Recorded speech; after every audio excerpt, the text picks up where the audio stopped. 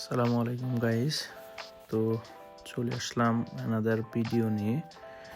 তো আজকে আমার ডে অফ ছিল, ওয়ার্কিংয়ের ডে অফ ছিল উইকলি। তো আজকে বেরোতে প্রায় 4টা বেজে গেছে, যেহেতু রেস্ট নিয়ে রিল্যাক্সে বেরিয়েছি।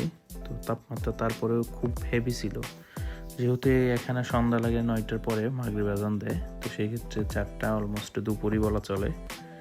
তো এই জন্য 2 কোয়ার্টার পরে বেরিয়েছি, কারণ বাইরে প্রচণ্ড গরম।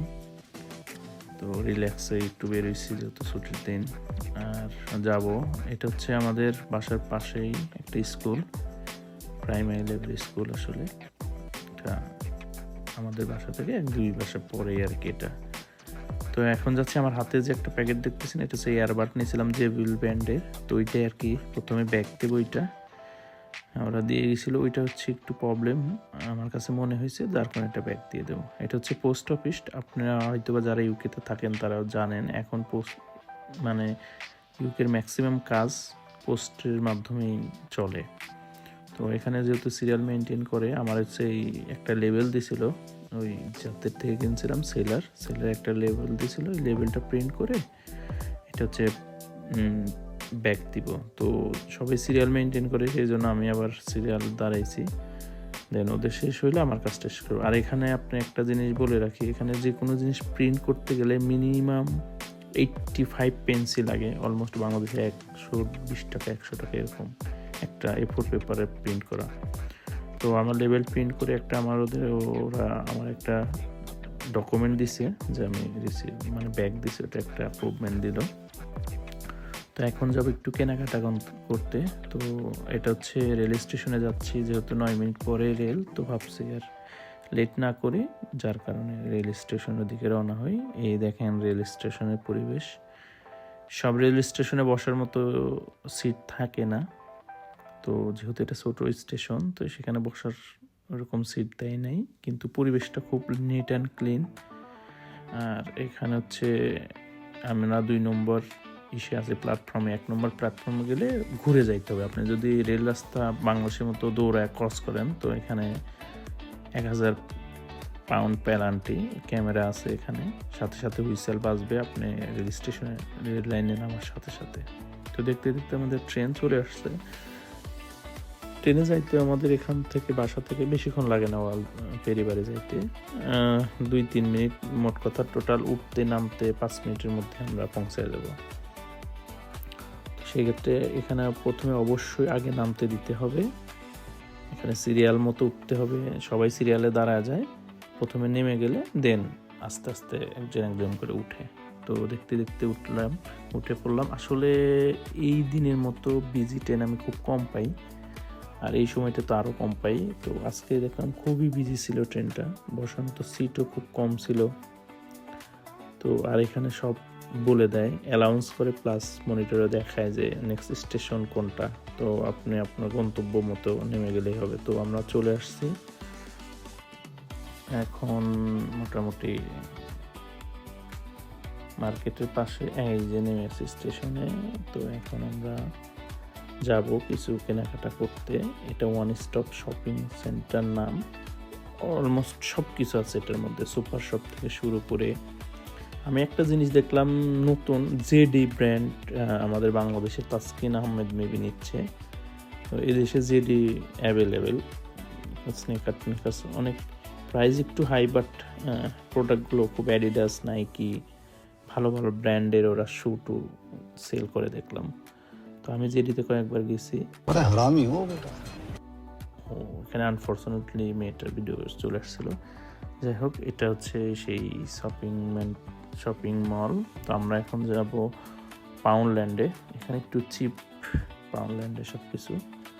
তো এখানে আরও একটা জিনিস দেখেন, শপিং সেন্টারের মাঝখানে আমাদের যমুনা ফিউচার পার্কে যেমন হয় ছোট ছোট শপ টপ, এই যে মানে ঘড়ি, সানগ্লাসের, এইগুলো এখানেও আছে।